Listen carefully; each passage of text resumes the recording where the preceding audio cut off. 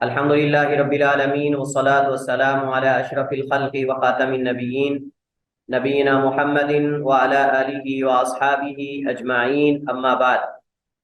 ہم نے جو آخری حدیث پڑھی تھی گزشتہ لیکچر میں، وہ حدیث نمبر 45 ہے، 45، اور آج ہم 46 سے انشاءاللہ آغاز کریں گے۔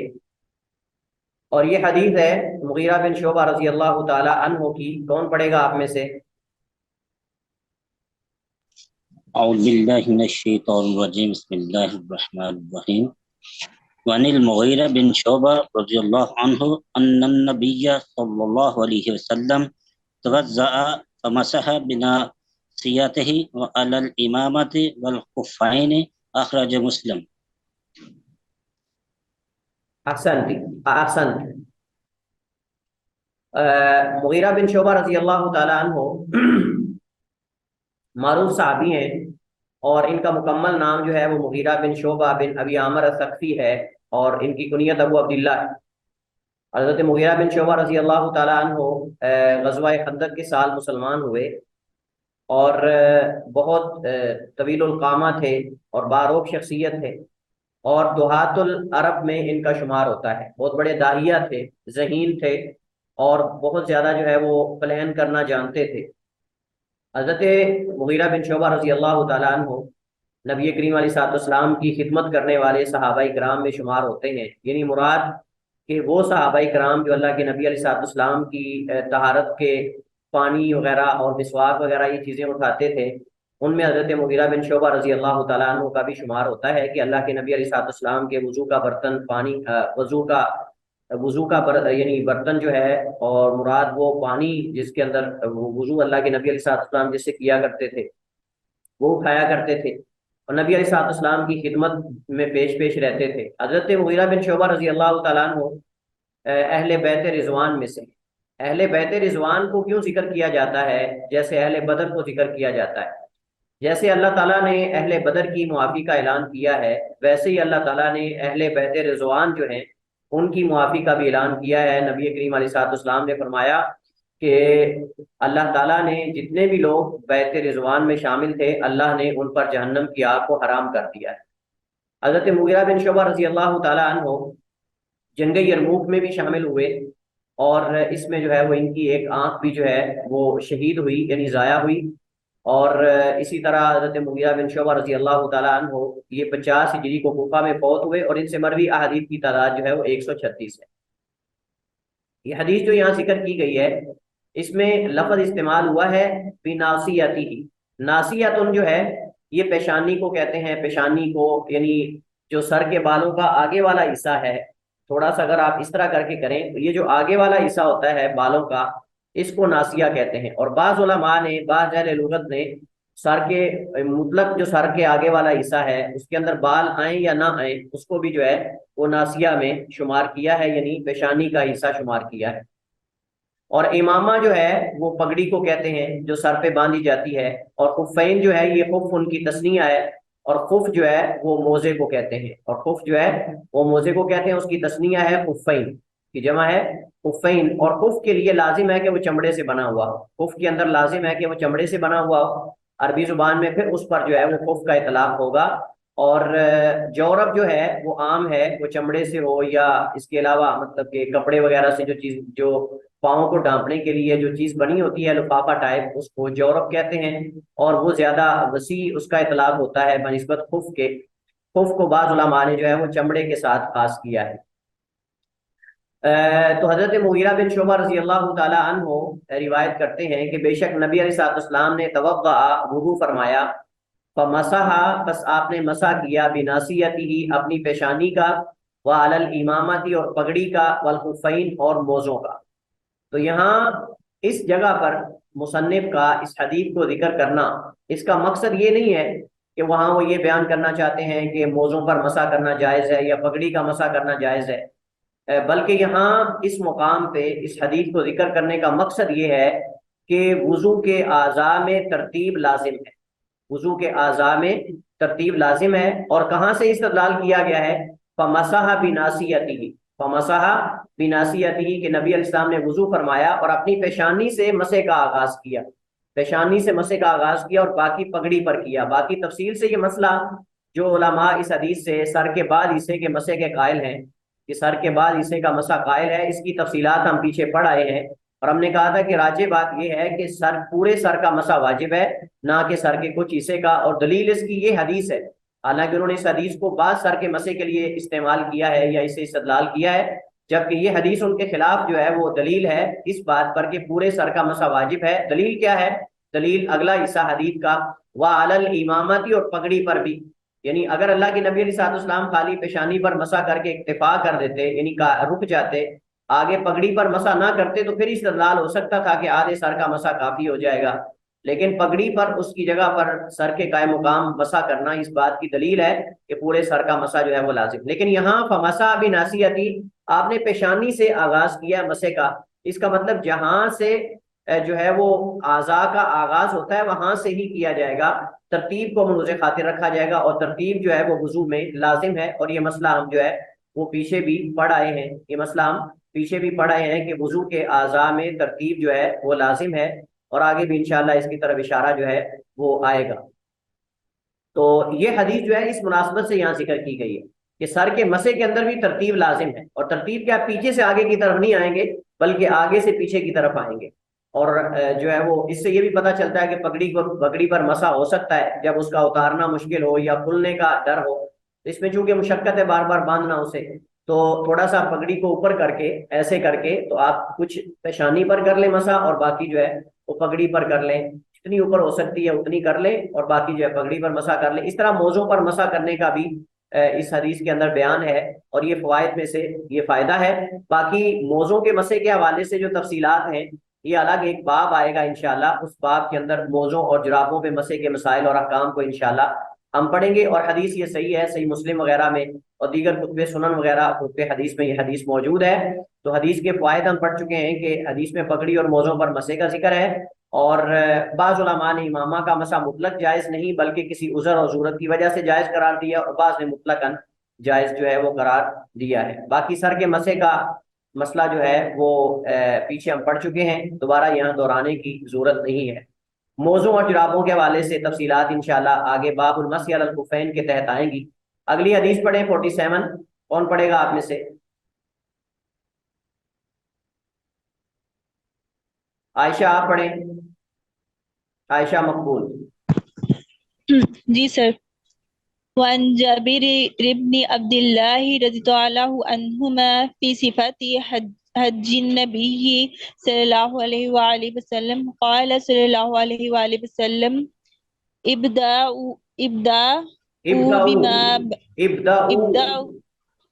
ابدأوا بما بدأ الله به أخرجه النسائي هكذا بلفظ الأمر وهو عند مسلم بلفظ خبری۔ احسن تھی۔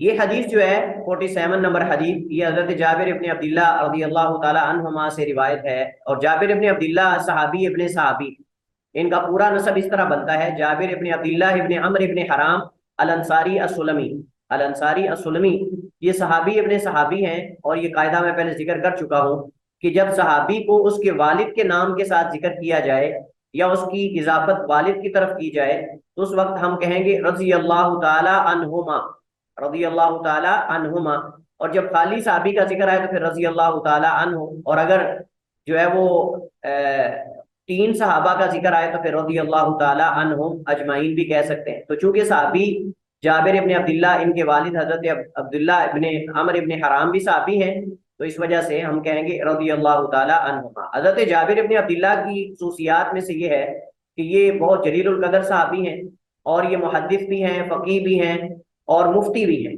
اور حضرت جابر بن عبداللہ ان صحابہ کرام میں سے ایک ہیں کہ جن سے بکثرت اللہ کے نبی کی احادیث مروی ہیں، اور حضرت جابر بن عبداللہ کے ساتھ اللہ کے نبی علیہ السلام کا ایک خاص جو ہے وہ لگاؤ تھا اور اپنائیت تھی اور محبت تھی۔ اس کی وجہ یہ تھی کہ حضرت جابر بن عبداللہ رضی اللہ تعالیٰ عنہما کے والد جو ہیں وہ شہید کر دیے گئے تھے غزوہ احد میں، اور جب وہ شہید ہو گئے تو حضرت جابر بن عبداللہ جو ہیں ان کے 7 بہنیں تھیں یا 8 بہنیں تھیں، 7 یا 8 بہنوں کے اکیلے ہی سرپرست تھے، اور انہوں نے اپنی بہنوں کی پرورش کی ہے، اور آپ جانتے ہیں کہ بہن کی پرورش کرنا، بیٹی کی پرورش کرنا، اس کی حدیث میں باقاعدہ فضیلت بیان ہوئی۔ تو ایک بیٹی کو یا دو بیٹیوں کو پالنا یا ان کی پرورش کرنا، حتیٰ کہ جب جوان ہو جائے تو ان کا نکاح کر دینا ہم سر کے ساتھ، تو یہ اللہ کے نبی نے جو ہے وہ جنت میں فرمایا کہ میرے ساتھ ہوگا تو جس نے 7 بہنوں کی پرورش کی ہو۔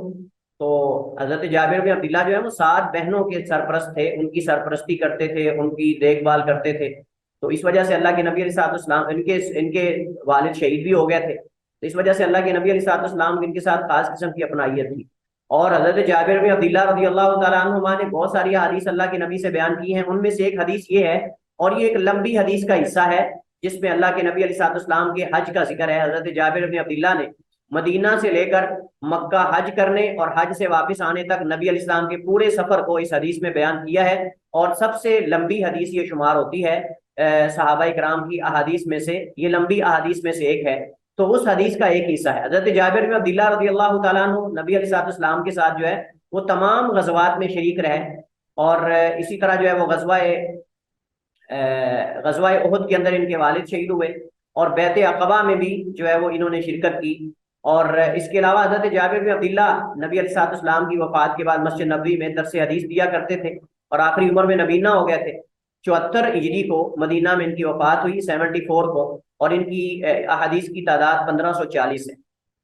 حدیث کی طرف منتقل ہوتے ہیں، فرماتے ہیں عن جابر بن عبداللہ رضی اللہ عنہما فی صفت حج النبی، نبی علیہ السلام کے حج کے طریقے میں یہ ذکر کرتے ہیں حضرت جابر بن عبداللہ، یعنی ایک لمبی حدیث میں سے ایک جز یہاں ذکر کیا گیا ہے، وگرنہ حدیث بہت لمبی ہے۔ فی صفت حج النبی، فی حرف جر ہے جس وجہ سے صفہ جو اسم ہے وہ مجرور ہے، اور نبی علیہ السلام کے حج کے بارے میں بیان کرتے ہیں۔ قال، انہوں نے کہتے ہیں قال صلی اللہ علیہ وسلم، نبی علیہ السلام نے فرمایا، جب اللہ کے نبی علیہ السلام نے عمرہ مکمل کیا یعنی طواف کیا، طواف کے بعد جب آپ صفا مروہ کی صحیح کرنے کی طرف گئے تو اس وقت اللہ کے نبی نے جو ہے وہ یہ الفاظ کہے کہ ابدأوا بما بدأ اللہ بہ، یا آپ نے کہا ابدأوا بما بدأ اللہ بہ۔ فرق کیا ہے؟ اگر ہم پڑھیں ابدأوا تو یہ حکم ہے کہ تم وہاں سے شروع کرو یا وہاں سے آغاز کرو جہاں سے اللہ نے آغاز کیا، اور اشارہ ہے اس میں اس قرآن کریم کی آیت کی طرف، ان الصفا والمروہ من شعائر اللہ، ان الصفا والمروہ من شعائر اللہ۔ تو اللہ نے پہلے صفا کو ذکر کیا پھر مروہ کو ذکر کیا ہے۔ اللہ کے نبی فرما رہے ہیں کہ شروع ہو وہاں سے جہاں سے اللہ نے شروع کیا ہے، یعنی پہلے اس چیز سے صحیح کا آغاز کرو جس سے اللہ نے ذکر کرنے میں آغاز کیا ہے، اور وہ صفا ہے۔ پہلے صفا پہاڑی کا ذکر ہے پھر مروہ کا ہے، تو آپ نے جو ہے وہ صفا پہاڑی کا آغاز کرنے سے پہلے فرمایا ابدأوا بما بدأ اللہ بہ، آغاز کرو اس چیز سے جس سے اللہ نے آغاز کیا ہے۔ یہ بدأ یبدأ سے فعل امر ہے، بدأ یبدأ سے فعل امر ہے، اور جمع مذکر حاضر کا صیغہ ہے ابدأوا بما بدأ اللہ بہ، جس سے اللہ نے آغاز کیا ہے۔ اب اس حدیث کا تعلق تو کتاب الحج سے ہے، لیکن اس کو کتاب الوضو میں کیوں ذکر کیا گیا ہے؟ کون آپ میں سے بتائے گا؟ ہاں سر کیونکہ اس میں بھی ترتیب ہے، اور وضو کے لیے بھی ہم ترتیب کا ذکر کر رہے ہیں کہ وضو میں بھی ترتیب لازم ہے۔ احسن تو اس حدیث سے اشارہ ہے قرآن کی آیت کی طرف، اور وہ کیا ہے؟ یا ایھا الذین آمنوا اذا قمتم الی الصلاۃ فاغسلوا وجوہکم، آیت وضو کی طرف اشارہ ہے کہ جیسے صفا مروہ کی پہاڑی جو ہے اس کا ذکر آنے کے بعد نبی علیہ السلام نے صفا سے آغاز کیا ہے، تو قرآن کریم میں آیت وضو میں جن اعضاء کا پہلے ذکر ہے پہلے ان کو دھوئیں گے بعد میں دوسروں، اور سر کا مسح درمیان میں آئے گا دھونے والے اعضاء کے، اور یہ ہم مسئلہ پہلے پڑھ چکے ہیں۔ تو اس سے پتہ چلتا ہے کہ وضو کے اندر ترتیب لازم ہے، وضو کے اندر ترتیب جو ہے وہ لازم ہے، اس مناسبت سے اس حدیث کو ذکر کیا۔ اچھا، اس حدیث کے اندر ایک علت ہے، وہ یہ ہے کہ یہ حدیث جو ہے وہ 2 طرح کے الفاظ سے مروی ہے۔ ایک حدیث میں جو صحیح مسلم میں ہے وہ ہے کہ ابداؤ، میں شروع ہوتا ہوں اس چیز سے جس سے اللہ نے آغاز کیا ہے، یعنی نبی علیہ السلام خود اپنی مراد لے رہے ہیں کہ میں آغاز کر رہا ہوں اس چیز سے جس سے اللہ نے ذکر کرنے میں آغاز کیا ہے، اور وہ ہے صفا پہاڑی، یعنی میں صفا سے آغاز کرتا ہوں۔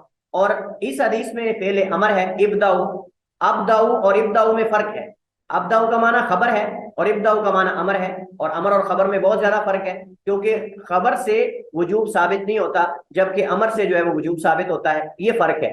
تو جس حدیث میں حکم ہے ابداؤ، اس حدیث میں علت ہے، یہ حدیث جو ہے وہ شاذ ہے، جبکہ جس حدیث میں ابدأ بما بدأ اللہ بھی کہ میں شروع ہوتا ہوں اس سے جس سے اللہ نے آغاز کیا ذکر کرنے میں، وہ صحیح مسلم کی حدیث ہے اور وہ خبر کے ساتھ کہ اللہ کے نبی اپنی طرف سے خبر دے رہے ہیں کہ میں آغاز کرتا ہوں اس سے جس سے اللہ نے آغاز کیا ہے۔ تو جس حدیث میں ہے ابداؤ، اس حدیث میں علت، اس حدیث میں علت ہے، اور وہ یہ ہے کہ اس حدیث کو جو ہے وہ بیان کرنے والے کئی ایک راوی ہیں، سفیان ثوری ہیں، سلیمان ہیں، جو کہ اپنے استاد سے بیان کرتے ہیں، لیکن دیگر جتنے راوی بیان کرتے ہیں وہ ان کی مخالفت کرتے ہیں۔ انہوں نے ابداؤ سے ذکر کیا ہے، جبکہ سفیان ثوری اور سلیمان بن بلال جو ہیں وہ ابداؤ فعل امر سے بیان۔ اب یہ بھی ثقہ تو ہیں، لیکن آپ جانتے ہیں کہ یہ قاعدہ ہے کہ جب جو ہے وہ استاد سے بیان کرنے والے کئی ایک راوی ہوں اور ایک جماعت ثقات کی ایک طرف ہو اور ایک یا دو ثقہ ایک طرف ان کی مخالفت کر رہے ہوں، تو جب ثقہ اپنے سے زیادہ ثقہ کی مخالفت کرتا ہے تو اس وقت اس مخالفت کرنے والے کی روایت کو شاذ کہا جائے گا، اور جو زیادہ اوثق اور امام ہے یا زیادہ جو جماعت ہیں اکثر ہیں ان کی روایت قابل قبول ہوگی۔ تو اکثر جو جعفر بن محمد سے اس خبر کو جو ہے وہ بیان کرتے ہیں وہ ابداؤ سے ہیں، خبر سے، اور جو سفیان ثوری ہیں اور سلیمان بن بلال ہیں وہ ابداؤ بما بدا اللہ فعل امر سے بیان کرتے ہیں، اور جو مخالفین ہیں یعنی وہ جماعت ہیں اور زیادہ ثقہ ہیں، اس وجہ سے ان کی بات کا زیادہ اعتبار ہوگا۔ باقی اس حدیث سے جو ہے وہ جیسے ہم نے کہا اگرچہ اس کا تعلق حج کے ساتھ ہے، صفا مروہ کی صحیح کے ساتھ، لیکن اس کو وضو کے باب میں اس وجہ ذکر کیا گیا ہے کہ قرآن کریم میں آیت وضو میں جن اعضاء کو ملوز خاطر رکھا گیا ہے ترتیب کے ساتھ ذکر کیا گیا ہے، اسی کی ترتیب کے مطابق جو ہے وہ وضو بھی کیا جائے گا اور ترتیب لازم ہے۔ فوائد حدیث میں سے یہ بھی ہے کہ جسے اللہ تعالیٰ نے مقدم کیا ہو ہمیں بھی اسے مقدم کرنا چاہیے، اور جسے اللہ نے مؤخر کیا ہمیں بھی اسے مؤخر کرنا چاہیے۔ اسی طرح حدیث سے یہ بھی معلوم ہوتا ہے کہ الفاظ کا اعتبار نہیں ہوگا بلکہ جو ہے وہ الفاظ کے عموم کا اعتبار ہوگا، اسی طرح جو ہے وہ سبب کے خصوص کا نہیں، الفاظ اعتبار الفاظ کے عموم کا ہے، سبب کے خاص ہونے کا نہیں۔ اب حدیث کا سبب تو صفا مروہ کی صحیح ہے، لیکن ہم اس صفا مروہ کی صحیح پہ اس کو خاص بھی کریں گے، بلکہ ہم اس کو عام حکم اخذ کریں گے کہ عبادات کے اندر ترتیب جہاں ملوز خاطر رکھنا ضروری ہے وہاں ملوز خاطر رکھی جائے گی، جیسے کہ جو ہے وہ صفا مروہ کی صحیح ہے۔ اسی طرح جو ہے وضو کے اندر اعضاء کو دھونا، اس کے اندر ترتیب جو ہے وہ لازم ہے۔ تو وضو میں ترتیب کا حکم کیا ہے؟ اس میں اگرچہ دو اقوال ہیں، ترتیب واجب ہے یا نہیں ہے، بعض کہتے ہیں واجب نہیں ہے، دوسرے کہتے ہیں واجب ہے، لیکن چونکہ واجب نہ کہنے والوں کے دلائل کو اتنے زیادہ مضبوط نہیں ہے، اس وجہ صرف میں نے ایک قول اور اس کے دلائل ذکر کیے ہیں۔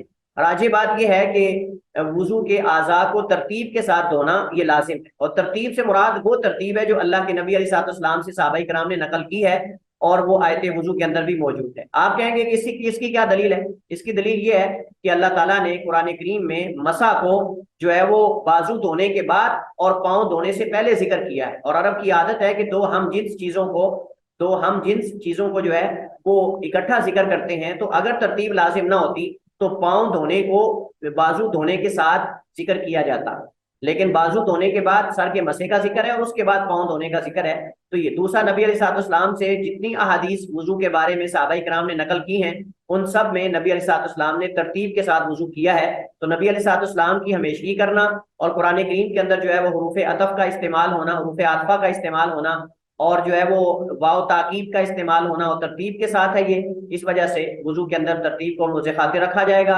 اور یہ حدیث جو ہے حضرت عمر بن ابسہ رضی اللہ تعالی عنہ کی، یہ حدیث پہلے ہم پڑھ چکے ہیں جب ہم نے وضو کے اندر ترتیب کا مسئلہ پڑھا تھا، تو اس کے اندر ہم نے یہ ذکر کیا تھا۔ تو بہرحال وضو کے اندر ترتیب جو ہے وہ لازم ہے، اور اس کی دلیل یہ ہے کہ اللہ تعالیٰ نے سر کے مسح کو جو ہے وہ بازو دھونے اور پاؤں دھونے کے درمیان ذکر کیا ہے۔ اگر ترتیب لازم نہ ہوتی تو سر کے مسح کو الگ ذکر کر دیا جاتا اور جو ہے وہ باقی آزاد ہونے والوں کو ایک ذکر کر دیا جاتا۔ یہ حدیث جو لمبی ہے، اس کو ٹائم چونکہ کم ہے میں اس کو نہیں پڑھوں گا۔ اس کے اندر وضو کی فضیلت کا بیان ہے کہ جب بندہ جو ہے وہ کلی کرتا ہے، ناک پہ پانی چڑھاتا ہے تو اس کی غلطیاں گر جاتی ہیں، حتیٰ کہ ناک کے نتنے سے بھی۔ جب چہرہ دھوتا ہے تو چہرے کی غلطیاں، حتیٰ کہ داڑھی کے اطراف سے بھی پانی کے ساتھ گناہ گر جاتے ہیں۔ جب بازو دھوتا ہے تو کونیوں سمیت تو اس کے بازوؤں کے ہاتھ گناہ جڑ جاتے ہیں سر کے، اور اس طرح کر کے جو ہے وہ ساری چیزوں کا، حتیٰ کہ نبی صلی اللہ علیہ وسلم نے فرمایا کہ اس کے بعد جو ہے جب وہ نماز پڑھتا ہے اللہ کی حمد و ثنا کرتا ہے، اس کی بزرگی بیان کرتا ہے جو اللہ کے لائق ہے، اور اپنے دل کو اللہ کے لیے فارغ کر لیتا ہے، دنیا میں مشغول نہیں رکھتا، تو اپنی نماز سے ایسے وہ لوٹتا ہے پڑھنے کے بعد جیسے وہ آج ماں کے پیٹ سے جو ہے بغیر گناہوں کے نکلا۔ اللہ اس کے صغیرہ گناہ سارے معاف کر دیتا ہے۔ تو وجہ استدلال یہ حدیث میں ایک عضو سے دوسرے عضو کی طرف ثم حرف عطف سے منتقل ہوا گیا ہے، جو کہ ترتیب کی دلیل ہے۔ اسی طرح نبی علیہ السلام کے وضو کے متعلق جتنی حدیث ہیں وہ ترتیب کے ساتھ ہے۔ اگلی حدیث پڑھیں جی 48 نمبر حدیث، وعنہ، سر میں آپ کو پڑھیں منزہ پڑھیں۔ اعوذ باللہ من الشیطان الرجیم، بسم اللہ الرحمن الرحیم۔ وعنہ رضی اللہ عنہ قال کان النبی اذا توضأ ادار الماء على مرفقیہ اخرجہ دارقطنی باسناد ضعیف۔ احسنتی۔ تو یہ حدیث جو ہے وہ حضرت جابر بن عبداللہ رضی اللہ تعالی عنہما سے ہی ہے۔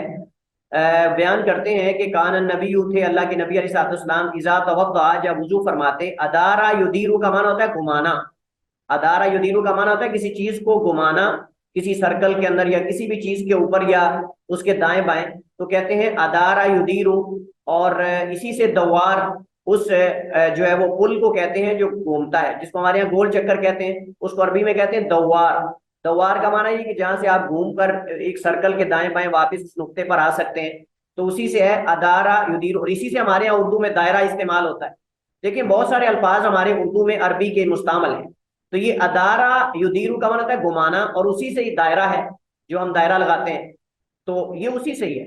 تو اللہ کے نبی صلی اللہ علیہ وسلم اذا توضأ جب وضو فرماتے، ادارا تو گھماتے، الماء پانی کو، علی مرفقیہ اپنی دونوں کونیوں پر، اور مرفق جو ہے مرفقی یہ تسنیہ ہے مرفقن کی، اور مرفق کونیوں کو کہتے ہیں، مرفق جو ہے وہ کونیوں کو کہتے ہیں۔ اللہ کے نبی صلی اللہ علیہ وسلم جب وضو کرتے تو پانی یہاں پہنچانے کے بعد ان کو کونیوں کے دائیں بائیں گھماتے تھے ایسے، تاکہ کوئی حساب، اس کا مطلب یہ ہے کہ کونیاں دھونا لازم ہے، اور یہ مسئلہ ہم پیچھے پڑ چکے ہیں کہ کونیوں کو جو ہے وہ بازو سمیت جو ہے وہ دھونا لازم ہے۔ لیکن یہ حدیث ضعیف ہے، جیسا کہ خود حافظ ابن حجر رحمہ اللہ تعالیٰ نے مصنف نے اس کے ذات کی طرف اشارہ کیا ہے، فرماتے ہیں اخرجہ الدارقطنی باسناد ضعیف، اسے امام دارقطنی نے اپنی سنن میں روایت کیا ہے، لیکن اس کی سند جو ہے وہ ضعیف ہے، اور یہ حدیث سنن کبریٰ امام بہقی کی اس میں بھی موجود ہے۔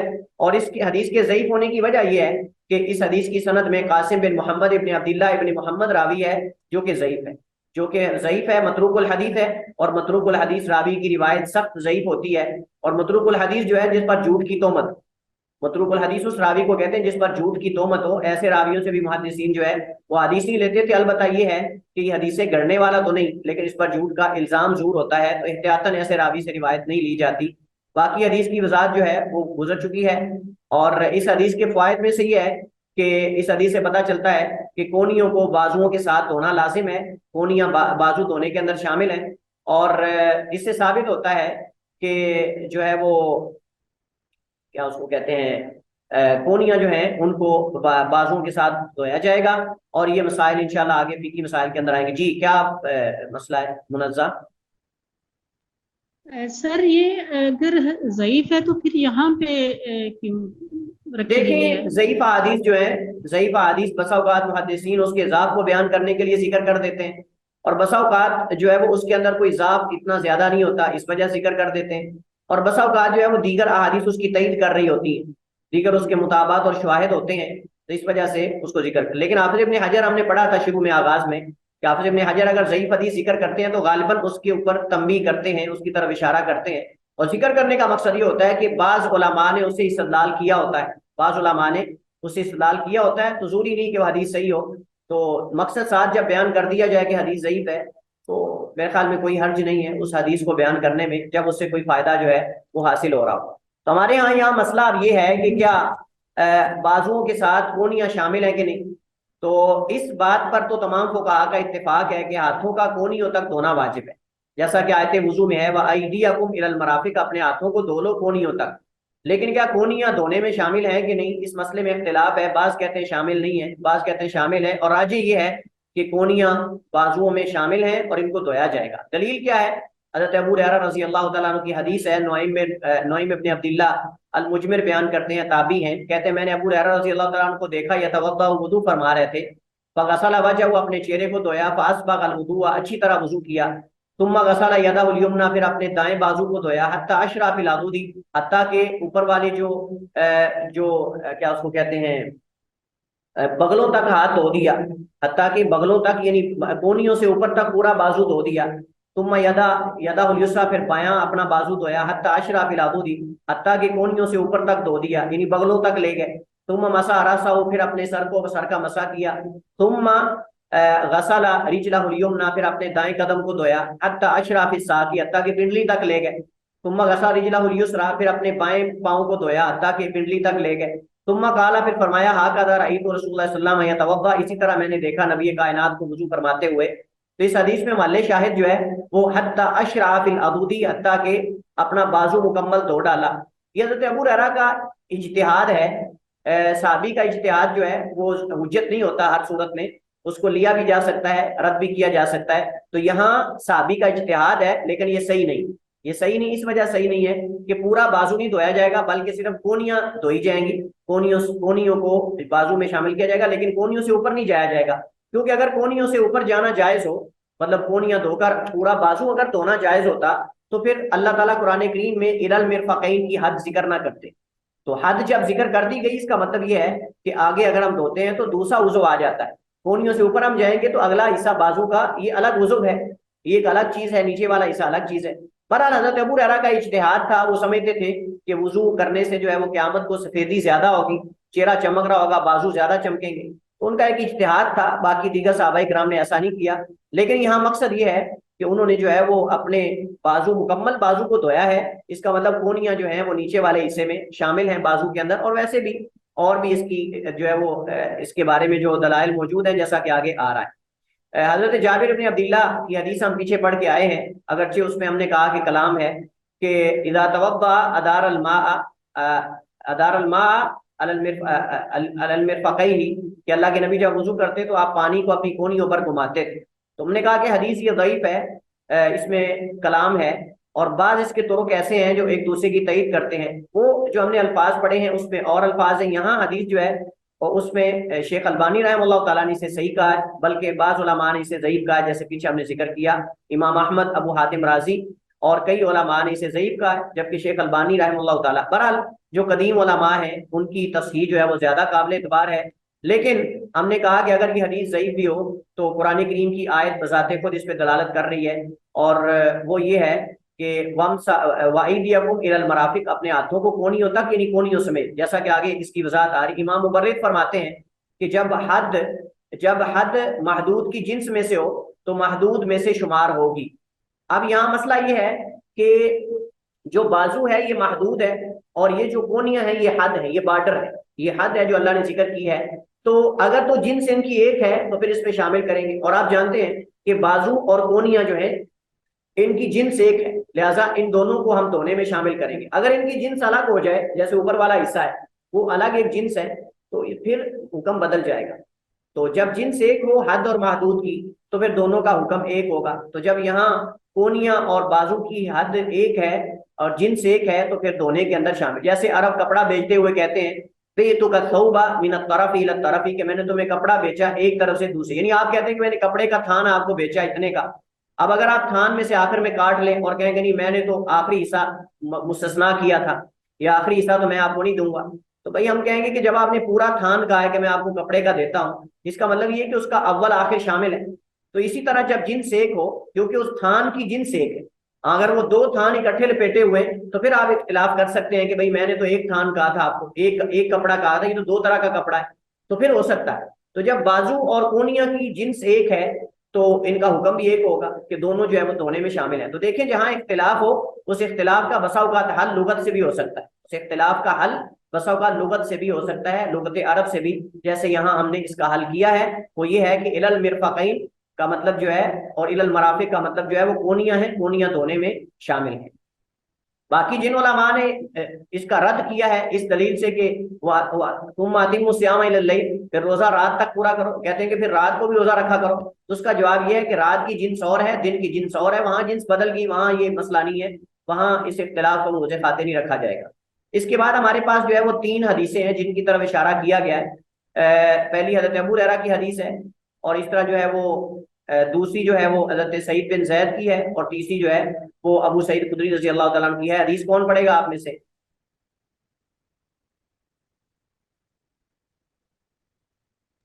सर मैं पढ़ देती हूँ पहले। पढ़ें जल्दी। وعن أبي هريرة رضي الله عنه قال قال رسول الله صلى الله عليه وآله وسلم لا وضوء لمن لم يذكر اسم الله عليه أخرجه أحمد وأبو داود وابن ماجه بإسناد ضعيف.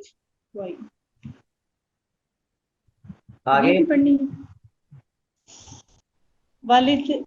والد ترمذی عن سعید بن زید وابی والد ترمذی لام جارہ آ گیا نا، لام حرف جر ہے تو پھر اس اسم کو مجرور پڑھیں گے. والد ترمذی عن سعید بن زید وابی سعید رضی اللہ عنہما نحوہ قال احمد لا يثبت فيه شيء. احسن تھی. یہ حدیث جو ہے وہ سیدنا ابو ہریرہ رضی اللہ تعالی عنہ سے ہے. انہوں نے حافظ ابن حجر نے اس حدیث کو بنیاد بنا کر باقی دو حدیثیں اس کے بطور شواہد کے ذکر کی ہیں، ان کی طرف اشارہ کیا ہے. اس میں تین ہمارے پاس راوی ہیں. سیدنا ابو ہریرہ ہیں، ان کا تعارف پہلے گزر چکا ہے. دوسرے راوی حضرت سعید بن زید ہیں، سعید بن زید بن عمر بن نفیل القرشی الہاشمی. حضرت سعید بن زید بن عمر بن نفیل حضرت عمر بن خطاب کے بہنوئی ہیں. حضرت عمر بن خطاب کے چچا زاد بھی ہیں اور بہنوئی بھی ہیں. اور ان کا واقعہ آپ سنتے رہتے ہیں خطباء سے. وہ کہتے ہیں کہ جب حضرت عمر رضی اللہ تعالیٰ عنہ کو پتہ چلا کہ ان کی بہن بھی مسلمان ہو گئی ہیں، ان کے بہنوئی بھی مسلمان ہو گئے ہیں، تو گھر میں گئے تو قرآن کی آواز آ رہی تھی تو انہوں نے پھر مارا ان کو. واقعہ آپ سنتے رہتے ہیں، اگرچہ اس کی صحت میں اختلاف ہے، سند اس کی صحیح ہے یا نہیں وہ ایک الگ مسئلہ ہے. تو یہ وہی حضرت سعید بن زید بن عمر بن نفیل ہے، اور یہ حضرت سعید عشرہ مبشرہ میں سے ہیں. عشرہ مبشرہ ان صحابہ کرام میں سے ہیں جن کو اللہ کے نبی نے ایک ہی مقام پر جنت کی بشارت دی تھی. 10 صحابہ کرام جس میں خلفائے راشدین ہیں اور اسی طرح حضرت ابو عبیدہ بن جرہ ہیں. تو اللہ کے نبی نے فرمایا ابو بکر فی الجنہ، عمر فی الجنہ، علی فی الجنہ، طلحہ فی الجنہ، سعد فی الجنہ، سعید فی الجنہ، زبیر فی الجنہ. یہ 10 صحابہ کے اللہ کے نبی نے نام لیے تھے. ابو عبیدہ بن جرہ فی الجنہ، عبد الرحمن بن عوف فی الجنہ. تو یہ 10 صحابہ کرام میں سے حضرت سعید بن زید بن عمر بن نفیل بھی ہیں جو حضرت عمر کے چچا ہیں. حضرت عمر بن خطاب کے بہنوئی بھی ہیں اور ان کے چچا بھی ہیں رضی اللہ تعالی عنہ. اور یہ سب سے پہلے اسلام لانے والوں میں سے، یعنی جو پہلے لوگ مسلمان ہوئے ان میں سے ایک حضرت سعید بن زید بن عمر بن نفیل رضی اللہ تعالی عنہ بھی ہیں. اور ان کے اسلام لانے کا واقعہ مشہور ہے جو کہ اکثر خطباء جو ہیں وہ ذکر بھی کرتے ہیں. یہ الگ بات ہے کہ وہ صحیح ہے یا نہیں ہے. حضرت سعید بن زید رضی اللہ تعالیٰ عنہ نبی کریم علیہ السلام کے ساتھ تمام غزوات میں شامل رہے، شریک رہے سوائے غزوہ بدر کے. وہ اس وجہ سے کہ اس وقت یہ شام میں تجارتی قافلے کے ساتھ گئے ہوئے تھے تو یہ غزوہ بدر میں شریک نہیں ہو سکے کیونکہ مدینہ میں تھے ہی نہیں. اور ان کی احادیث کی تعداد 48 ہے، 48 ہے. اور سعید بن زید رضی اللہ تعالیٰ عنہ 50 یا 51 میں 50 یا 51 میں مدینہ میں ان کی وفات ہوئی. اور ان کی تجہیز و تکفین کا بندوبست حضرت سعد بن ابی وقاص جو کہ عشرہ مبشرہ میں سے ہیں انہوں نے ان کی تغسیل اور تدفین کی. اس کے بعد حضرت ابو سعید خدری ہیں، ان کا تعارف حدیث نمبر 2 کے تحت ہم تفصیل سے پڑھ چکے ہیں. اس کے بعد ہمارے پاس جو ہے وہ یہ حدیث ذکر کی گئی ہے. پہلے تو ہم حدیث پڑھتے ہیں پھر اس کی علت کی طرف اشارہ کریں گے. ابو ہریرہ رضی اللہ تعالیٰ عنہ روایت کرتے ہیں، قالا فرماتے ہیں، قالا رسول اللہ، نبی علیہ السلام نے فرمایا، لا وضوء نہیں ہے وضو لمن اس شخص کا لم یذکر اسم اللہ علیہ جو اس پر اللہ کا نام نہیں لیتا، جو وضو کرتے ہوئے اللہ کا نام ذکر نہیں کرتا اس کا وضو ہی نہیں ہے. اخرجہ احمد و ابو داود و ابن ماجہ فی اسناد ضعیف. اسے امام احمد، ابو داود، ابن ماجہ وغیرہ نے ضعیف سند کے ساتھ روایت کیا. یعنی حافظ ابن حجر گویا کہ حکم بتا رہے ہیں کہ اس کی سند ضعیف ہے. ولی ترمذی اور ترمذی کے ہاں حضرت سعید بن زید بن عمر بن نفیل سے روایت ہے. اور اسی طرح جو ہے وہ حضرت ابو سعید خدری سے بھی امام ترمذی نے روایت کی ہے اسی طرح. لیکن امام احمد فرماتے ہیں، امام اہل سنہ امام احمد بن حنبل رحم اللہ فرماتے ہیں، لا یثبت فیہ شیء، اس مسئلے میں کوئی بھی حدیث صحیح ثابت نہیں ہے. اس مسئلے میں یعنی وضو سے پہلے بسم اللہ پڑھنے کے وجوب کے بارے میں یہاں بڑا اہم مسئلہ ہے. ہم یہ نہیں کہہ رہے کہ وضو کے شروع میں بسم اللہ پڑھنا یہ جائز نہیں ہے یا بدعت ہے جیسے کہ بعض متشددین کہتے ہیں. ہم یہ نہیں کہتے. ہم یہ کہتے ہیں کہ اس کے بارے میں جتنی احادیث وارد ہوئی ہیں جن کے اندر حکم ہے یا وعید ہے کہ جو نہیں پڑھے گا اس کا وضو ہی نہیں، یا جو ہے وہ پڑھنا چاہیے لازم ہے، یہ تمام احادیث میں کلام ہے. البتہ مطلق بسم اللہ پڑھنا، اللہ کا ذکر کرنا یہ تو جائز ہے، کوئی حرج نہیں. لیکن کیا واجب ہے کہ نہیں، اصل اس وجہ سے اس حدیث میں اختلاف ہوا ہے. تو امام احمد بن حنبل فرماتے ہیں کہ لا یثبت فی شیء، اس میں کوئی بھی صحیح چیز ثابت نہیں ہے. اس میں کوئی بھی صحیح چیز ثابت نہیں ہے۔ اب اس حدیث میں علتیں کیا ہیں، کیوں ضعیف ہے، ہم اس کی طرف منتقل ہوتے ہیں۔ تو یہ حدیث ضعیف ہے اور اس میں دو علتیں ہیں، دو وجوہات ہیں جس وجہ سے حدیث ضعیف ہے۔ نمبر ایک، پہلی علت، اس میں یعقوب بن سلمہ اللیثی راوی ہے، وہ اور ان کے والد دونوں مجہول ہیں۔ یعقوب بن سلمہ اور سلمہ، ان کے والد دونوں جو ہیں وہ مجہول ہیں، اور مجہول ہونے کی وجہ سے ان کی جرح و تعدیل واضح نہیں، ثقہ ہیں ضعیف ہیں کوئی پتہ نہیں۔ جب کسی راوی کے بارے میں اس کے ثقہ ہونے کا یا اس کے ضعیف ہونے کا پتہ نہ ہو، اس کی روایت پہ توقف کیا جائے گا جب تک جو ہے اس کی مطابق میں یا شاہد میں کوئی اور حدیث یا کوئی اور راوی نہ آ جائے۔ دوسری ریزن اور دوسری وجہ اور علت یہ ہے حدیث کے ضعیف ہونے کی، اس حدیث کا متصل سند ہونا محل نظر ہے۔ اس حدیث کی سند کا متصل ہونا نبی علیہ السلام تک یہ محل نظر ہے، کیونکہ امام بخاری رحمہ اللہ تعالیٰ فرماتے ہیں سلمہ اللیثی کا سماع حضرت ابو ہریرہ سے ثابت نہیں، حضرت ابو ہریرہ کے شاگرد ہی نہیں، انہوں نے ان سے حدیث سنی ہی نہیں، اور اسی طرح یعقوب کا ان کے باپ سے بھی سماع ثابت نہیں۔ یہ سارا مسئلہ ہی گڑبڑ ہے، پوری سند کے اندر ہی گڑبڑ ہے۔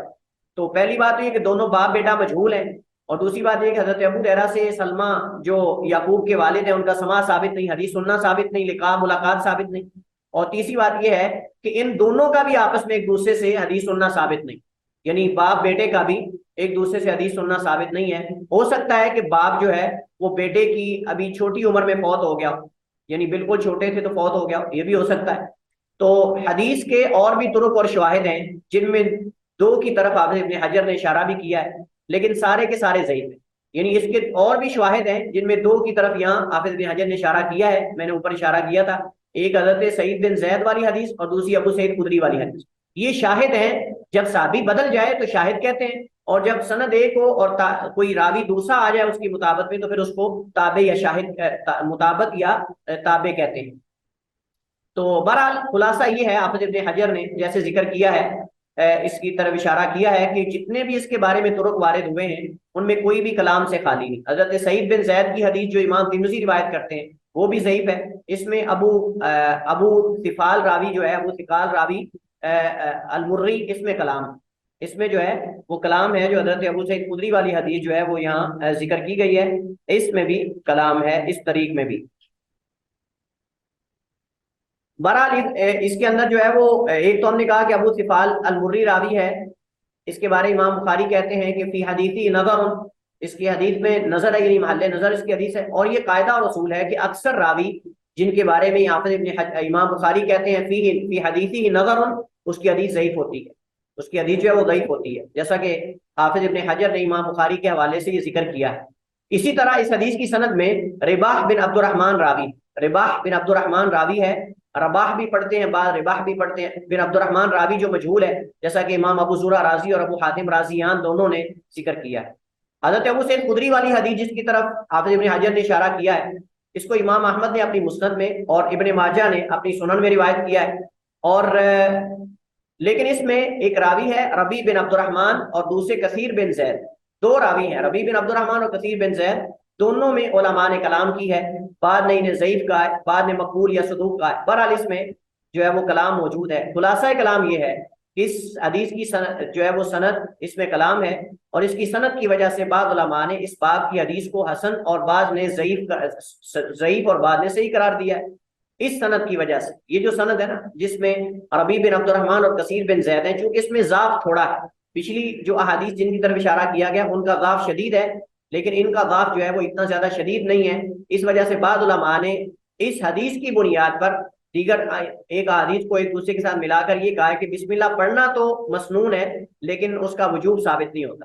تو حدیث کے فوائد میں سے فائدہ یہ ہے کہ حدیث کے ظاہر سے یہ معلوم ہوتا ہے کہ بسم اللہ پڑھنا واجب ہے اور نہ پڑھنے والے کا وضو نہیں، لیکن یہ راجح نہیں ہے، کیونکہ ہم نے کہا کہ اس میں وارد ہونے والی تمام احادیث ضعیف ہیں یا ان میں کلام، تمام احادیث ضعیف ہیں یا ان میں بعض میں کلام ہے، جس وجہ سے ہم وجوب کو تو ثابت نہیں کر سکتے، لیکن کم از کم ہم یہ کہہ سکتے ہیں کہ وضو کے شروع میں بسم اللہ پڑھنا سنت ہے، مستحب ہے، واجب نہیں۔ واجب کے لیے احادیث کا صحیح ہونا ضروری ہے، واجب کے لیے احادیث کا بالکل صحیح ہونا ضروری ہے، اس میں اختلاف نہیں ہونا چاہیے، جبکہ اس کی جتنی احادیث ہیں ان میں کلام بھی ہے اور جو ہے وہ اکثر ضعیف بھی ہیں۔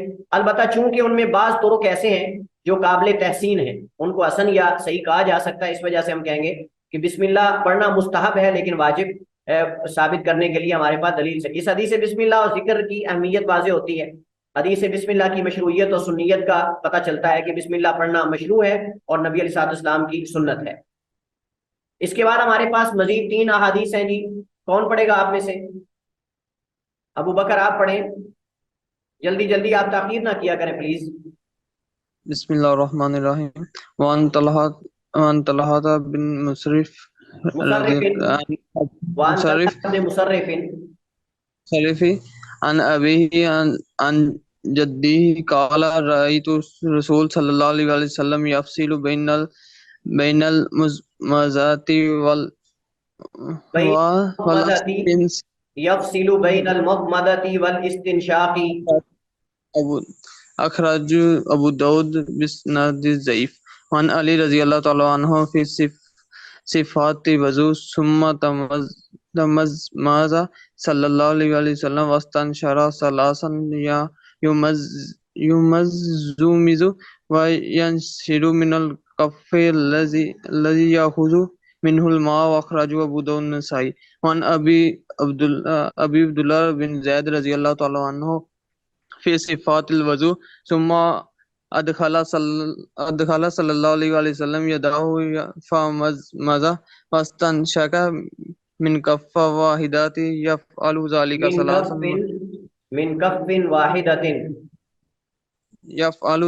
सलासन मुत्तफ़क़ अलैहि। ahsan था। इसमें यहाँ 3 हदीसें हमारे पास हैं। हजरत तलहा बिन मुसर्रिफ अपने बाप से और वो इनके दादा से बयान करते हैं। अली बिन अबी तालिब की हदीस, अब्दुल्ला बिन ज़ैद की। पहले तो हम तारुफ करते हैं। तो हजरत तलहा बिन मुसर्रिफ जो हैं, इनका मुकम्मल नाम ऐसे होगा, तलहा बिन मुसर्रिफ बिन अमर अबू मोहम्मद अल यामी अल हमदानी अल कूफी। ये सिकात ताबईन में से है, सिकात ताबईन में से एक है। इनके वालिद मुसर्रिफ इब्ने अमर इब्ने काब है। मुसर्रिफ इब्ने काब इब्ने अमर इब्ने काब। जमहूर उलमा के यहाँ ये मजहूल है, इनके वालिद का कोई पता नहीं, मजहूल है। और मजहूल होने का मतलब ये है कि या तो उनका पता ही नहीं कि मतलब कि असल क्या है, फिका है, ज़ईफ है। बसा औक़ात रावी के नाम के में इख्तिलाफ होता है, इनके नाम के अंदर भी मसला है और इसी तरह इनमें जरो तादील भी वाज़े नहीं है, तो इस वजह से इन्हें मजहूल कहा गया। हज़रत तलहा के दादा जो हैं अमर बिन काब, हज़रत तलहा के दादा अमर बिन काब हैं, जो कि साबी होने या ना होने के बारे में भी उनमें इख्तिलाफ है, कि वो साबी हैं या नहीं, इसमें भी इख्तिलाफ है। लेकिन जमहूर उलमा का कौल ये है कि साबी हैं। जमहूर उलमा का कौल ये कि वो साबी हैं, इनके दादा। और अलबत्ता तलहा बिन मुसर्रिफ ये सिका हैं, लेकिन इनके जो वालिद हैं उनके बारे में कलाम ये है कि वो मजहूल है और इनके दादा के साबी होने या ना होने में इख्तिलाफ है। तो बहरहाल इस सनद के अंदर इस एतबार से कलाम है, जैसा कि आगे हम इसकी वजाहत करेंगे। हज़रत अली बिन अबी तालिब का तारुफ गुजर चुका है। हज़रत अब्दुल्ला बिन ज़ैद का तारुफ भी हदीस नंबर 35 में गुजर चुका है। और इसके बाद हदीस की सेहत पे हम बात करते हैं। तो पहली हदीस जो हज़रत तलहा बिन मुसर्रिफ की है, इसको अबू दाऊद ने रिवायत किया है और सुनन में 139 नंबर ये रिवायत है।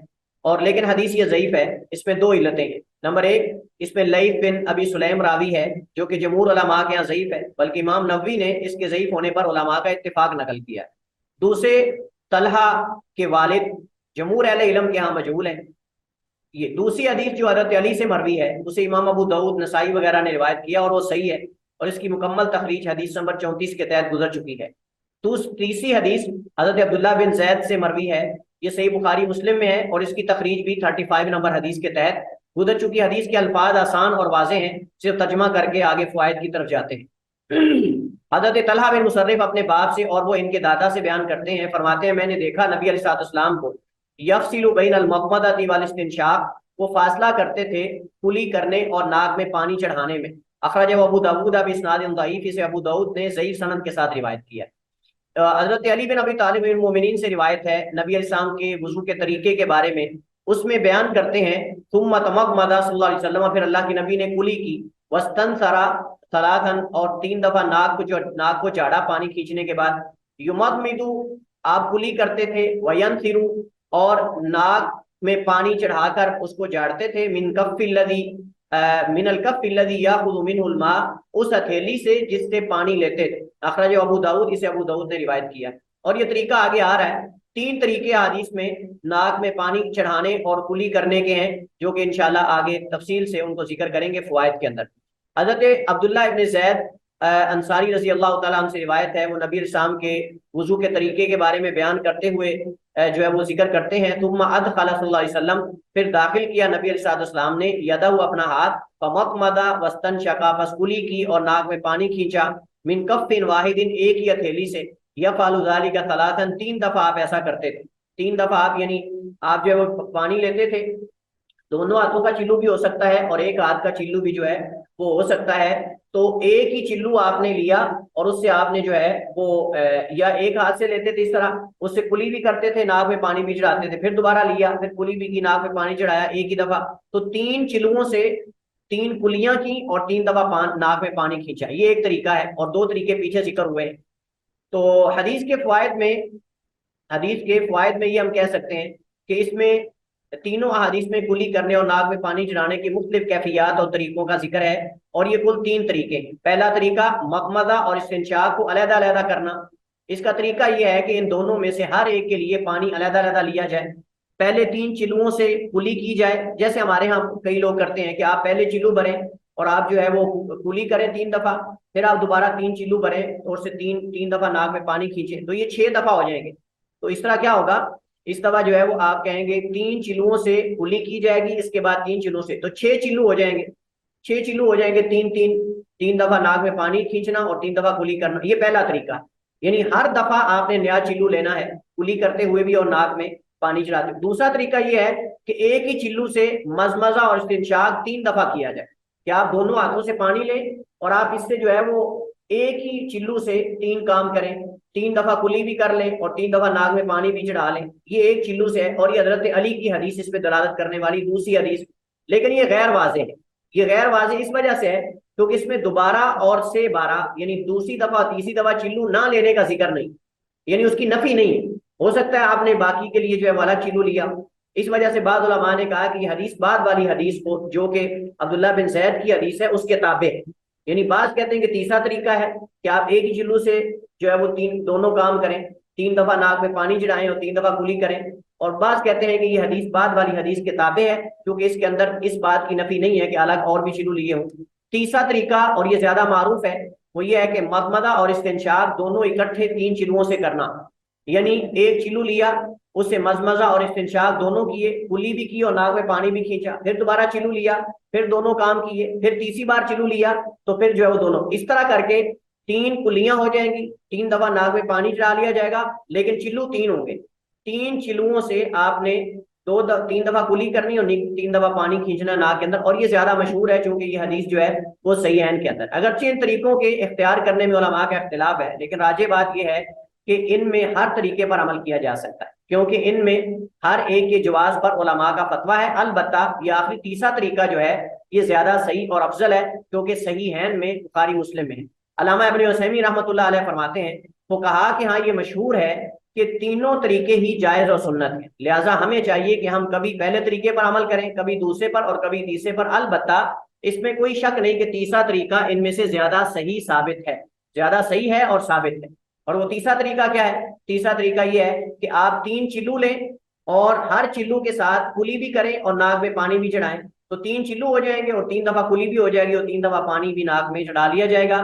یہ علامہ ابن عثیمین کی عبارت جو ہے یہ فتح الجلال والاکرام بلوغ المرام کی شرح وہاں سے لی گئی ہے۔ اس کے بعد ہمارے پاس 55 نمبر حدیث ہے، حضرت انس بن مالک کی حدیث، کون پڑھے گا آپ میں سے جی جلدی سے؟ وانس رضی اللہ عنہ قال رأى النبي صلی اللہ علیہ وسلم رجلا وعن انس رضی اللہ عنہ قال رأى النبی، رأى کا فاعل ہے، النبی تو فاعل مرفوع ہوگا،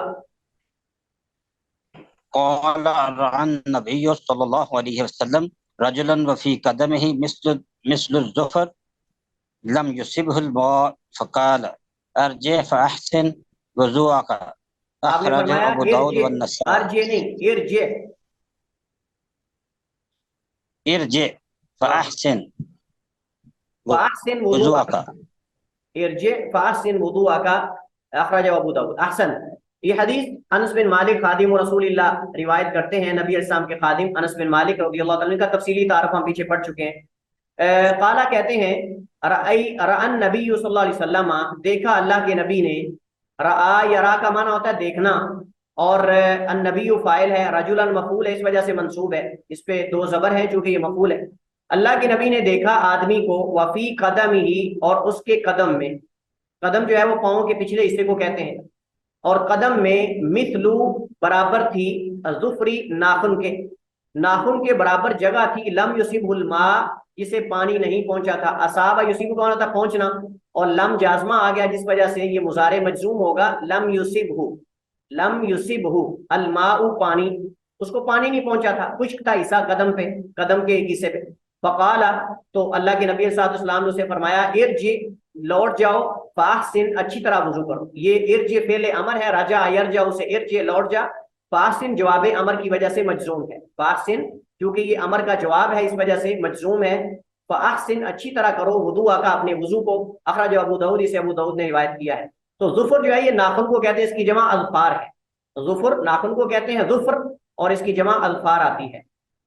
حدیث جو ہے اس کی سند میں کلام ہے، حدیث کی سند میں کلام ہے. اس میں جریر جو ہے وہ قتادہ سے سماع کے حوالے سے اس میں کلام ہے. لیکن بہرحال یہ حضرت جابر کی جو حدیث ہے صحیح مسلم کے اندر، اس سے جو ہے وہ مطلب کہ یہ ہے کہ وہ حدیث اس کی مناسبت سے حدیث صحیح ہے. حضرت جابر کی ایک حدیث اس کی تائید کر رہی ہے، جس وجہ سے حدیث جو ہے یہ حضرت جابر سے بسند صحیح مسلم میں بھی حدیث مروی ہے. یعنی یہی الفاظ حضرت جابر رضی اللہ تعالیٰ عنہ سے بھی صحیح سند کے ساتھ مروی ہیں، لہذا حدیث کا شاہد موجود ہے، اور شاہد صحیح ہے، حدیث جو ہے وہ صحیح ہوگی انشاءاللہ. حدیث کے فوائد میں یہ ہے کہ حدیث میں وضو کے اعضاء کو مکمل دھونے کا حکم ہے، اور اس چیز کا بیان ہے کہ اعضائے وضو میں سے کوئی عضو خشک رہ گیا تو وضو صحیح نہیں ہوگا، اور دوبارہ مکمل وضو کیا جائے گا، اگر وضو مکمل ہونے کے بعد پتہ چلا ہے. حدیث سے یہ استدلال کیا گیا ہے کہ ہر وہ چیز جو جلد تک پانی پہنچنے سے روکتی ہو اسے اتارنا یا زائل کرنا ضروری ہے. ہم کچھ بڑے اہم مسائل اس کے تحت پڑھیں گے، اس حدیث کے تحت ہم نیل پالش وغیرہ کے مسائل پڑھیں گے، اس وجہ سے توجہ کے ساتھ رہیے گا. یہ حدیث اس بات پہ دلالت کرتی ہے کہ ہر وہ چیز جو جلد تک پانی پہنچنے سے روکتی ہو اسے اتارنا یا زائل کرنا ضروری ہے، اس کے کم یا زیادہ ہونے کو نہیں دیکھا جائے گا. اس حدیث میں وضو کے اعضاء کو پے در پے دھونے کے وجوب کا بیان ہے، اور اس میں فقہا کے درمیان اختلاف عنقریب آ رہا ہے کہ اعضائے وضو کو پے در پے دھونا لازم ہے یا وقفہ کر سکتے ہیں، کتنا وقفہ کر سکتے ہیں اور کتنا نہیں کر سکتے، اس کی وضاحت آگے جو ہے وہ آ رہی ہے. سب سے پہلا مسئلہ یہ ہے کہ وضو میں موالات یعنی پے در پے اعضاء کو دھونے کا حکم کیا ہے، یعنی ایک عضو کے خشک ہونے سے پہلے دوسرے عضو کو دھو لینا. اس مسئلے میں فقہا کے درمیان اختلاف ہے کہ کیا یہ لازم ہے یا تاخیر کر سکتے ہیں. تو پہلا قول یہ کہ موالات یعنی وضو کے اندر اعضاء کو پے در پے دھونا، یکے بعد دیگرے دھونا، وقفہ زیادہ نہ کرنا، یہ واجب ہے، جیسا کہ مالکیہ حنابلہ وغیرہ کا مذہب ہے، اور شوکانی اور ابن باز اور ابن عثیمین رحمہ اللہ جمیعاً ان سب نے بھی اسی قول کو اختیار کیا. ان کی دلیل کیا ہے؟ ان کی دلیل ایک تو آیت وضو ہے.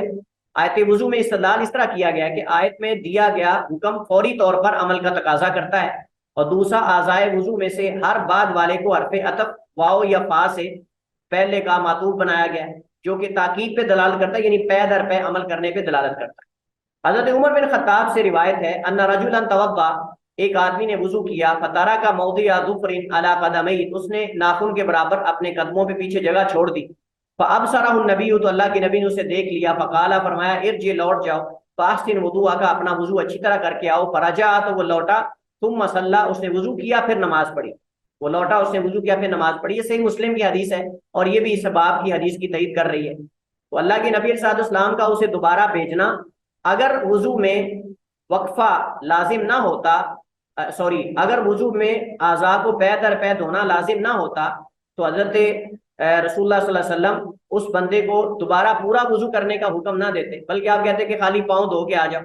لیکن چونکہ وضو کے اعضاء کے درمیان زیادہ وقفہ نہیں ہونا چاہیے، اس وجہ سے اللہ کے نبی صلی اللہ علیہ وسلم نے اسے دوبارہ مکمل وضو کرنے کا حکم دیا ہے، نہ کہ آپ نے یہ کہا کہ بس ٹھیک ہے پاؤں دھو کے آ جاؤ. اگر وضو کی اندر پے در پے دھونا لازم نہ ہوتا، اعضاء کو وقفہ کرنا جائز ہوتا، تو اللہ کے نبی صرف خالی پاؤں دھونے کا کہہ دیتے، لیکن آپ نے اسے مکمل وضو کرنے کا حکم دیا. دوسرا قول یہ ہے کہ موالات یعنی اعضاء کو پے در پے دھونا سنت ہے. ان کی دلیل آیت وضو میں اعضاء کو دھونے کا حکم تو ہے، لیکن اس میں پے در پے کا ذکر نہیں۔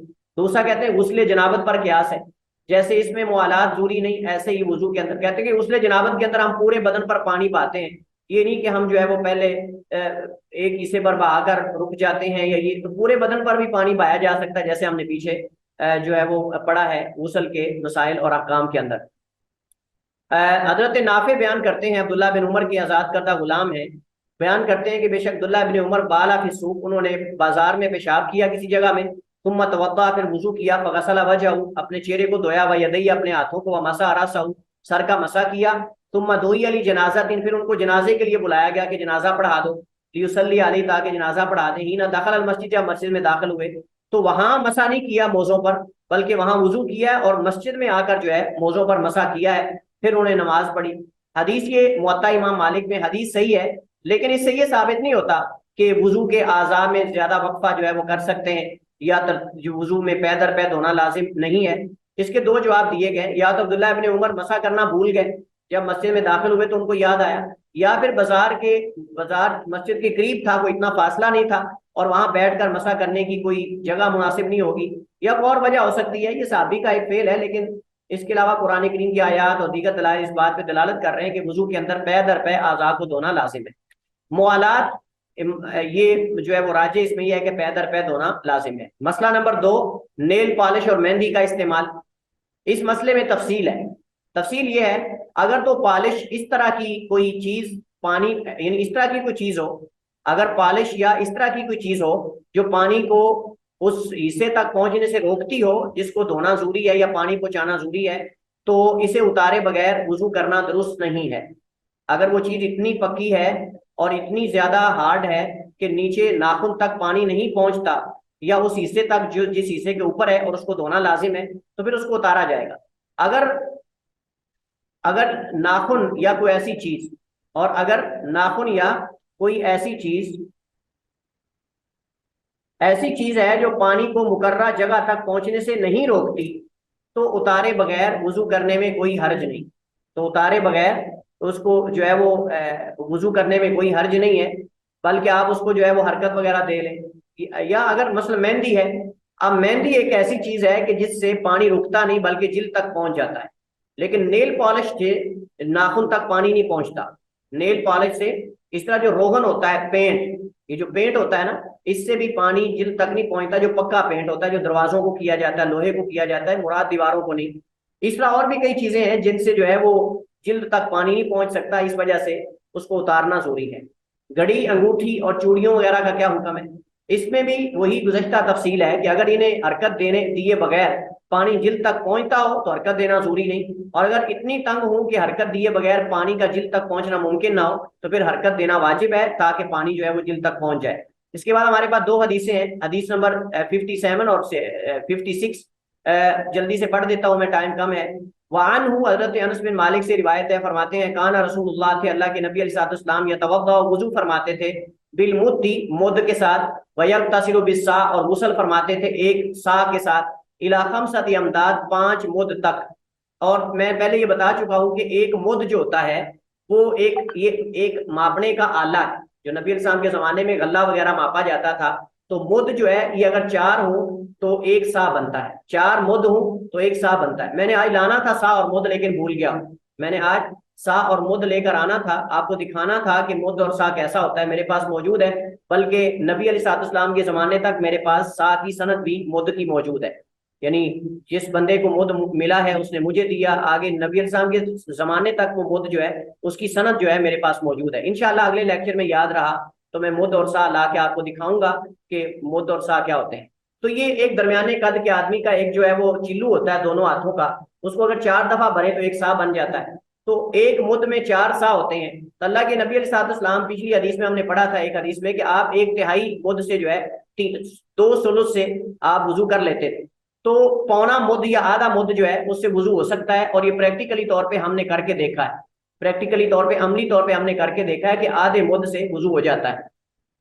اور نبی السلام 1 مد سے وضو کر لیتے تھے، اور آپ 1 صاع یا 5 مد سے، یعنی 1 صاع سے اوپر 1 مد اور ہو جائے تو 5 مد بن جاتے ہیں، تو 5 مد سے آپ غسل کر لیتے تھے۔ اس کا مطلب یہ ہے کہ پانی کے اندر اسراف نہیں کرنا چاہیے، وضو کرتے ہوئے غسل کرتے ہوئے پانی زیادہ ضائع نہیں کرنا چاہیے۔ حدیث متفق علیہ، حضرت عمر سے روایت ہے، فرماتے ہیں نبی صلی اللہ علیہ وسلم نے فرمایا ما منکم من احد، نہیں تم میں سے کوئی ایک یتوضا وضو کرتا ہے، فیسبغ الوضوء اچھی طرح وضو کرتا ہے، پھر وہ یہ دعا پڑھتا ہے اشہد ان لا الہ الا اللہ وحدہ لا شریک لہ واشہد ان محمد عبدہ ورسولہ الا فتحت لہ ابواب الجنۃ ثمانیہ، مگر اس کے لیے جنت کے 8 دروازے کھول دیے جاتے ہیں۔ اخرجہ مسلم، اسے مسلم نے روایت کیا ہے، والترمذی، اور ترمذی نے، وزادہ، اور ترمذی میں یہ اضافہ ہے ان الفاظ کا، اللہم اجعلنی من التوابین واجعلنی من المتطہرین، کہ اے اللہ مجھے کثرت سے توبہ کرنے والوں میں شامل کر لیں اور مجھے جو ہے وہ پاک صاف رہنے والوں میں شامل کر دے۔ لیکن یہ الفاظ جو ہیں وہ ثابت نہیں ہے، شاذ ہیں، ان میں کلام ہے۔ باقی پچھلی دعا جو ہے اشہد ان لا الہ الا اللہ وحدہ لا شریک لہ والی جو دعا ہے یہ ثابت ہے اور یہ صحیح مسلم میں ہے۔ تو حضرت عمر بن خطاب کا تعارف یہاں لکھا ہوا ہے، انشاءاللہ آپ بعد میں پڑھ لیں گے، معروف ہے۔ حضرت عمر بن خطاب رضی اللہ تعالیٰ عنہ 23 ہجری کو ان کو شہید کیا گیا، باقی تفصیلات ساری موجود ہیں، ٹائم کم ہے اس وجہ سے ان کو سکپ کر رہا ہوں میں، بعد میں انشاءاللہ پڑھیں گے۔ یہ جو حدیث ہے اللہم اجعلنی من التوابین وجعلنی من المتطہرین، یہ دعا جو ہے یہ اس میں کلام ہے، امام ترمذی نے اسے روایت کیا لیکن یہ صحیح مسلم میں نہیں ہے، یہ حدیث شاذ ہے۔ اس کو بیان کرنے میں زید بن الحباب راوی متفرد ہیں، دیگر روات کی مخالفت کرتے ہیں، انہوں نے یہ الفاظ بیان نہیں کیے۔ اس طرح اس کی سند میں اضطراب بھی ہے، جیسا کہ خود امام ترمذی نے اس کی طرف اشارہ کیا ہے، تو اس وجہ سے حدیث جو ہے وہ ضعیف ہے۔ سا اور مد کی میں نے وضاحت کر دی لیکن یہاں موجود ہے، آپ پڑھ سکتے ہیں بعد میں۔ تو حدیث کے فوائد میں یہ ہے کہ حضرت انس کی حدیث سے نبی کریم علیہ السلام کے وضو اور غسل کے پانی کی مقدار کا بیان ہے کہ آپ کتنی مقدار سے وضو کر لیتے تھے اور کتنی مقدار سے آپ غسل فرماتے تھے۔ تو بسا اوقات اس سے زیادہ بھی استعمال ہو جاتا ہے، اس سے کم بھی استعمال ہو جاتا ہے، وقت ضرورت پانی استعمال کرنا چاہیے، جتنی ضرورت ہے اتنا استعمال۔ حدیث انس میں اس چیز کا بیان ہے کہ 1 سا سے غسل اور 1 مد سے وضو ممکن ہے۔ اسی طرح حدیث انس سے یہ بھی ثابت ہوتا ہے کہ طہارت کے لیے طہارت کے وقت پانی استعمال کرنے میں اسراف یعنی فضول خرچی نہیں کرنی چاہیے، پانی ضائع نہیں کرنا چاہیے۔ حدیث عمر میں وضو کی فضیلت اور اس کے مسنون ذکر کا بیان ہے کہ وضو کے بعد کون سی دعا کرنی چاہیے۔ حدیث میں یہ بھی بیان ہے کہ ما منکم من احد یتوضا، سے یہ فائدہ اخذ ہوتا ہے کہ اس عظیم اجر اور فضیلت کے حصول کے لیے بندے کا صحیح الایمان ہونا اور صحیح العقیدہ ہونا لازم ہے۔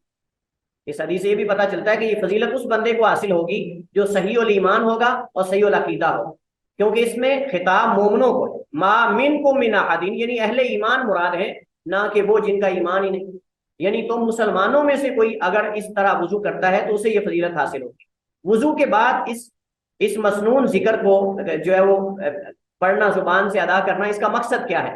اشہد ان لا الہ الا اللہ، میں اس بات کی شہادت دیتا ہوں کہ اللہ کے علاوہ کوئی معبود برحق نہیں، وحدہ لا شریک لہ، وہ اکیلا ہے، اس کا کوئی شریک نہیں ہے، وان محمد عبدہ ورسولہ، بعض حدیث میں واشہد ان محمد عبدہ ورسولہ، ایک ہی بات ہے، واو حرف عطف ہے اور واشہد کا عطف یہاں پڑھ رہا ہے، لہذا جو ہے وہ وان محمد عبدہ ورسولہ پڑھ لیں یا اشہد ان محمد عبدہ ورسولہ پڑھ لیں، بات ایک ہی ہے کہ اور میں اس بات کی شہادت دیتا ہوں کہ محمد کریم اللہ کے بندے اور رسول ہیں۔ اس سے توحید الوہیت ثابت ہوتی ہے، جسے تسلیم کیے بغیر کوئی چارہ نہیں۔ اگر کوئی بندہ کہتا ہے کہ جی میں اللہ کو خالق بھی مانتا ہوں، مالک بھی مانتا ہوں، مدبر بھی مانتا ہوں، لیکن اللہ کو معبود برحق نہیں مانتا، تو ہم کہیں گے یہ بندہ کافر ہے، یہ بندہ مسلمان نہیں۔ اللہ کو خالی مالک، مدبر اور خالق مان لینا کافی نہیں، بلکہ عبادت کا مستحق بھی صرف اللہ کو ماننا یہ ضروری ہے۔ یہ وہ اشہد ان لا الہ الا اللہ، اشہد ان لا الہ الا اللہ کا مطلب یہ نہیں ہے کہ ہم اللہ کو خالق، مالک، مدبر مان لیں، یہ تو مشرکین مکہ بھی مانتے تھے، مشرکین مکہ بھی اللہ کو رب مانتے تھے، خالق، مالک، مدبر مانتے تھے۔ وہ کہتے تھے کہ اللہ تعالیٰ قرآن کریم میں فرماتا ہے وَلَا إِن سَأَلْتَهُم مَنْ خَلَقَ السَّمَاوَاتِ وَالْأَرْضَ سَيَقُولُونَ اللَّهُ، اے نبی اگر آپ ان سے سوال کریں کہ من خلق السماوات والارض، کس نے زمین و آسمان کو بنایا، سیقولون اللہ، تو یہ کہیں گے اللہ نے بنایا۔ مشرکین مانتے تھے کہ اللہ بنانے والا ہے سب کچھ، لیکن وہ عبادت میں شریک ٹھہراتے تھے اللہ کے ساتھ، عبادت میں شریک کرتے، اور یہی آج کے مشرک کر رہے ہیں، یہی آج کے مشرک کر رہے ہیں، وہ اللہ کی عبادت میں نظر، نیاز، دعا، ہر چیز کے اندر شریک کر رہے ہیں، اور یہ اللہ کو قبول نہیں، یہ لا الہ الا اللہ کے مخالف ہے، لا الہ الا اللہ کے تقاضوں کے مخالف۔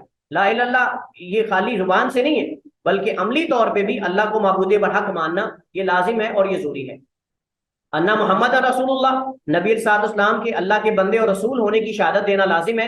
جو بندہ اللہ کو، نبی کو رسول مانتا ہے اور نور مانتا ہے، بشر نہیں مانتا، نور مانتا ہے، اس کا مسئلہ مال نظر ہے۔ ہم کہیں گے جب تک نبی کو اللہ کا بندہ اور رسول نہیں مانا جائے گا تب تک اس شہادت کا اقرار مکمل نہیں ہوگا۔ اس پر ایمان مکمل نہیں ہوگا. عبدہ و رسول، اللہ کے بندے ہیں، بشر ہیں، انسان ہیں، نور نہیں اللہ کے نور میں سے. یہ تو عیسائیوں کا عقیدہ ہے کہ عیسیٰ اللہ کے بیٹے ہیں. تو ہم کہتے ہیں، ہم میں سے کئی جاہل کہتے ہیں کہ اللہ کے نبی نور میں نور اللہ کے نور میں سے. آپ نور ہدایت تو ہیں لیکن آپ نور میں سے نہیں بنائے گئے، آپ بشر ہیں. اور قرآن کریم کے اندر متعدد دلائل موجود ہیں، یہاں وقت نہیں ہے ورنہ ان کو ذکر کیا جاتا ہے اس بات کو. اچھا، یہاں میں آخر میں انشاءاللہ ذکر کرتا ہوں اس سے متعلق فائدہ. اس حدیث میں جنت کا اس بات ہے، جنت موجود ہے اور اس کے دروازے بھی ہیں، اور 8 دروازے ہیں، یہ اس حدیث سے پتہ چلتا ہے.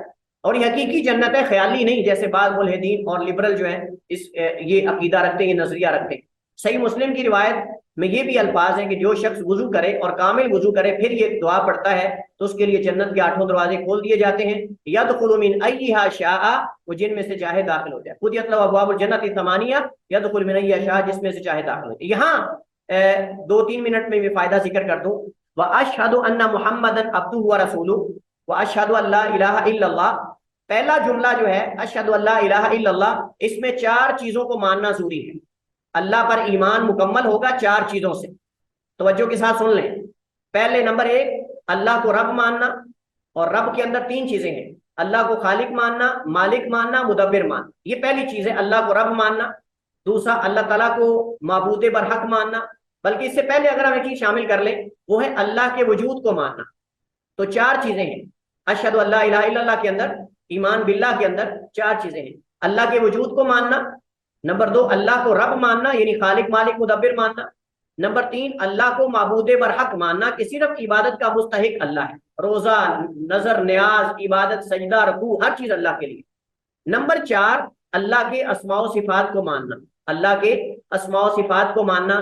جو نام اللہ تعالیٰ کے پیارے پیارے قرآن و حدیث میں ذکر ہوئے ہیں، اللہ کی صفات، ان پر اسی طرح ایمان لانا. یہ نہیں کہ اللہ کے ید، ہاتھ سے مراد قدرت ہے یا قبضہ قدرت ہے یا قوت ہے، نہیں. اللہ کا ہاتھ حقیقی ہاتھ ہے جیسے اللہ کے لائق ہے، ہمارے ہاتھ کی طرح نہیں. اللہ سنتا ہے، حقیقت میں سنتا ہے، ہمارے سننے کی طرح نہیں. اللہ دیکھتا ہے، حقیقت میں دیکھتا ہے لیکن ہمارے دیکھنے کی طرح نہیں. جیسے اللہ کی شان کے لائق ہے، ہم تکییف نہیں کرتے، ہم تفصیل نہیں کرتے، ہم تشبیہ نہیں دیتے اللہ تعالیٰ کی صفات کو بندوں کے ساتھ، کسی اور مخلوق کے ساتھ. تو یہ 4 چیزیں ایمان باللہ کے اندر ہے. اللہ کے وجود کو ماننا، اللہ کو رب ماننا یعنی خالق مالک مدبر، نمبر 3 اللہ کو معبود برحق ماننا، اور نمبر 4 اللہ تعالیٰ کے اسماء و صفات پر ایمان لانا اور اللہ کو ان ناموں سے پکارنا. وَلِلَّهِ الْأَسْمَاءُ الْحُسْنَى، یا سمیع، یا رحیم، یا قدیر. آپ جو چیز مانگنا چاہتے ہیں اس مناسبت سے اللہ کا نام ذکر کریں اور ان ناموں کو یاد کرنا، ان پر عمل کرنا. یہ جنت کی بشارت ہے کہ جو ان کا حصہ کر لیتا ہے وہ جنت میں داخل ہوگا. اچھا، وَأَنَّ مُحَمَّدًا عَبْدُهُ وَرَسُولُهُ کے اندر، اس کے اندر بھی 4 چیزیں ہیں. اس کے اندر بھی 4 چیزیں ہیں. نبی علیہ السلام پر ایمان اس وقت تک مکمل نہیں ہوگا جب تک یہ 4 چیزیں ہم اس پر عمل نہیں کریں گے. نمبر 1 تصدیقہ فیما اخبر، اللہ کے نبی کی ہر بتائی ہوئی خبر پر ایمان رکھنا چاہیے. جو آپ نے بتایا اس پر ہمارا ایمان ہونا چاہیے کہ وہ صحیح ہے. عقل کو سمجھ آئے یا نہ آئے، عقل میں گھسے یا نہ گھسے، عقل کے گھوڑے نہیں دوڑائیں گے، بلکہ جو اللہ کے نبی نے فرما دیا اسی طرح ہمیں ماننا پڑے گا. جنت کے بارے میں، جہنم کے بارے میں، میزان ہوگا، ترازو رکھا جائے گا، وزن ہوگا اعمال کا، اللہ شکل دے سکتا ہے اعمال کو. تو ساری چیزیں ہم اس پہ ایمان لائیں گے. اللہ کے نبی نے جو حکم دیا ہے اس پر آپ کی اطاعت کی جائے، دوسری چیز. نمبر 3 جن کاموں سے آپ نے روکا ہے یا ڈانٹا ہے ان کاموں سے بچا جائے، ان سے دور رہا جائے. اور نمبر 4 اللہ کی عبادت کی جائے نبی کے طریقے کے مطابق. تو یہ 4 چیزیں ہیں، تصدیق فیما اخبر، وطاعت فیما امر، واجتناب ما نہى عنہ وزجر، والا یعبد اللہ الا بما شرع. آپ کی ہر بات کی تصدیق کی جائے، آپ کے ہر حکم کی اطاعت کی جائے، اور ہر وہ چیز سے آپ نے روکا یا ڈانٹا ہے اسے بچا جائے. اور نمبر 4 جو آپ نے طریقہ بتایا ہے عبادت کا اس کے مطابق اللہ کی عبادت کی جائے. واللہ تعالی اعلم واحکم، وصلی اللہ وسلم علی نبینا محمد وعلی آلہ وصحبہ وسلم.